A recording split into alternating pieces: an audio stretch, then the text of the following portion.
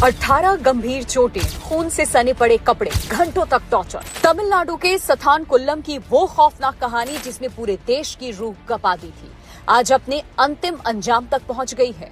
खाकी के अहंकार और बर्बरता पर न्याय का सबसे बड़ा प्रहार हुआ है। सथानकुल्लम कस्टोडियल डेथ केस में कोर्ट ने 9 पुलिसकर्मियों को फांसी की सजा सुनाई। कोर्ट ने इसे रेयरेस्ट ऑफ रेयर मामला बताया है। कहा गया है कि अगर बर्बरता के लिए दोषियों को उम्र कैद की सजा दी गई तो वो पीड़ित परिवार के लिए अन्याय होगा। 6 साल बाद मिला ये ऐतिहासिक इंसाफ कानून के लिए नजीर बन गया। अब पूरी कहानी आपको सिलसिला 2020 पूरा देश कोरोना और लॉकडाउन की बंदिशों में कैद था। सथानकुल्लम में मोबाइल दुकान चलाने वाले पी जयराज को पुलिस ने सिर्फ इसलिए उठाया क्योंकि दुकान तय समय से कुछ मिनट ज्यादा खुली थी। पिता को बचाने बेटा बेनिक्स थाने पहुंचा, लेकिन उसे क्या पता था कि वो और उसके पिता कभी जिंदा बाहर नहीं आएंगे। जैसे ही बेनिक्स को पता लगा कि उसके पिता को पुलिस उठाकर ले गई है, वो फौरन थाने पहुंच गया। थाने में बेनिक्स ने देखा कि उसके पिता को पीटा जा रहा है। उसने विरोध किया तो पुलिस वाले आग बबूला हो गए। उन्होंने बेनिक्स पर भी हमला कर दिया। जब उसने बचाव किया तो पुलिसकर्मी और भड़क गए। इसके बाद आरोपी पुलिसकर्मियों ने मिलकर दोनों को सबक सिखाने का फैसला किया। इसके बाद शुरू हुआ बेरहमी का सिलसिला जो घंटों तक चला। 2400 पन्नों की चार्जशीट में उस खौफनाक मंजर का जिक्र है जिसे सुनकर रूह कांप जाती है। दोनों के कपड़े उतरवाकर मेज पर झुकाया गया, उनके हाथ पैर पकड़े गए ताकि वो हिल भी ना सके। फिर उनके कुल्हों, पीठ और शरीर के अन्य हिस्सों पर डंडों से लगातार वार किए गए।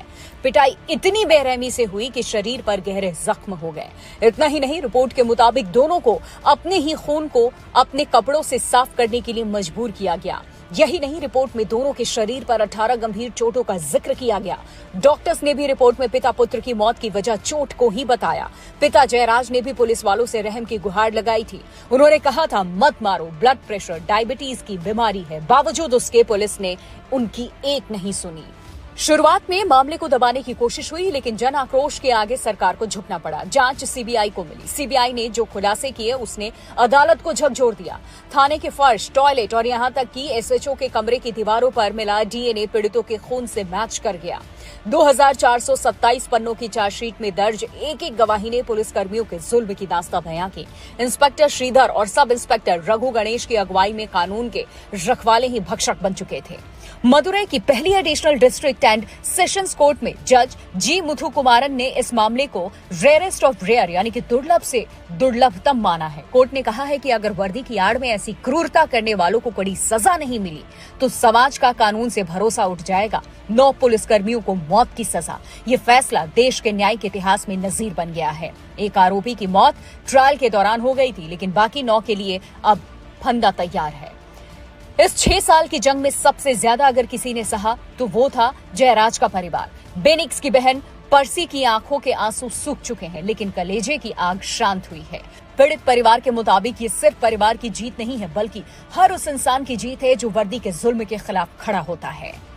सथानकुल्लम कांड ने व्यवस्था पर जो दाग लगाया था उसे कोर्ट के इस फैसले ने धोने की कोशिश की है। ये फैसला संदेश है कि लोकतंत्र में खाकी सेवा के लिए है, सितम के लिए नहीं। कानून से ऊपर कोई नहीं, चाहे वो वर्दी में ही क्यों ना हो। न्याय में देरी हुई, लेकिन न्याय की लौ बुझी नहीं। सथानकुल्लम के पिता पुत्र को आज सच्ची श्रद्धांजलि मिली है।